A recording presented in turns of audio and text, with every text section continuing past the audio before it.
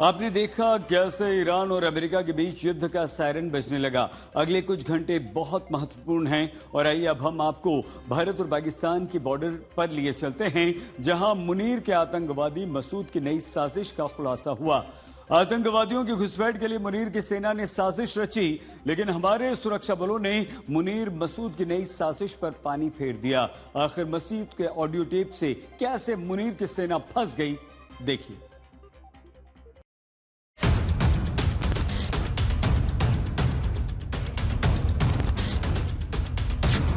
मुनीर का मसूद देख ले हिंदुस्तानी बारूद। मसूद के फिदाइनों का डेथ वारंट जारी।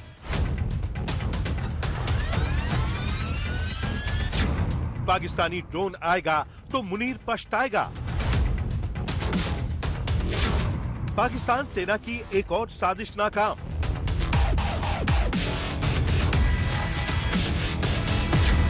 बॉर्डर पर सेना का ऑपरेशन यमराज। ये तस्वीरें भारत पाकिस्तान बॉर्डर की हैं। बीते दिन सामा, राजौरी और पुंछ में 5 ड्रोन देखे गए। इधर ड्रोन दिखे, उधर भारतीय सेना ने पाकिस्तानी साजिश का मुंहतोड़ जवाब दिया। आशंका यही है कि ड्रोन के तार बॉर्डर पार से घुसपैठ की बड़ी साजिश से जुड़े हो सकते हैं। लेकिन बॉर्डर पर मुस्तैद सेना ने घुसपैठ की साजिश का दम निकाल दिया। मुनीर की सेना या मुनीर के आतंकियों ने हिमाकत की तो जवाब मुंह तोड़ मिलेगा।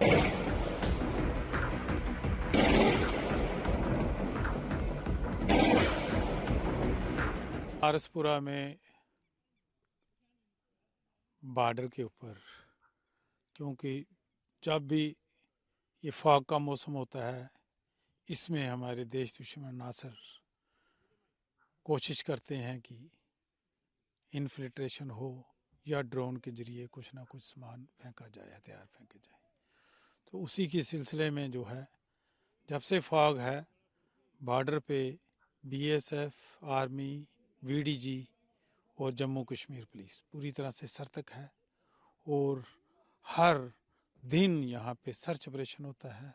रात को सरप्राइज नाके लगाए जाते हैं ताकि किसी भी अप्रिय घटना को रोका जा सके। कोई भी इन्फिल्ट्रेशन की कोशिश करे तो उसको आगे से गोलियों से जवाब दिया जाए। स्थानीय लोगों के मुताबिक जैसे ही ड्रोन नजर आए, भारतीय सेना ने जवाबी कार्रवाई शुरू कर दी। रात को पाकिस्तान की तरफ से एक ड्रोन है जो वो भेजा गया, लेकिन हमारी जो इंडियन आर्मी है बड़ी सतर्क है और जैसे ही इनको खबर मिली उसकी और इन्होंने फायरिंग किया है।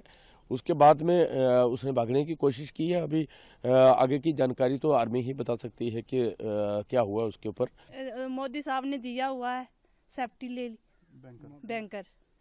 तो आप उसमें चले जाते हो जब? हाँ, जब रात को फायरिंग हुई हमने बोला नीचे चले जाते हैं, गोलियां आ रही हैं उधर से। तो हमने जब देखा तो अचानक से हमारा खुद मन कम गया, बोलने लगे, गोले स्टार्ट होने लगे, पता नहीं क्या होता है अब। कितनी देर फायरिंग रही फिर वो? 10 मिनट। हाँ। फॉरवर्ड इलाकों में संदिग्ध ड्रोन की हलचल दिखने के बाद सुरक्षा बलों ने पूरे इलाके में सर्च ऑपरेशन शुरू कर दिया है, क्योंकि सर्द मौसम का फायदा उठाकर पाकिस्तान में बैठे आतंकी आका नई साजिश को अंजाम देने की फिराक में है। तो राजौरी पुंछ के जंगलों में, नालों में, पहाड़ों में हमेशा खतरा रहता है इन्फिल्ट्रेशन का, और लगता है कि पाकिस्तान या तो सर्विलेंस कर रहा है या कोई ड्रग्स और हथियारों की सप्लाई ड्रॉप कर रहा है। तो आर्मी और बीएसएफ हाई अलर्ट पे हैं और मुझे लगता है जेएंडके पुलिस इन एरियाज में भी हाई अलर्ट में है। लेकिन जो गांव पास लगते हैं वहां सिर्फ लोगों की का साथ लेके इसको पूरे एरिया को स्कैन करना चाहिए कि कहीं कोई सप्लाई तो नहीं ड्रॉप की है हथियारों की।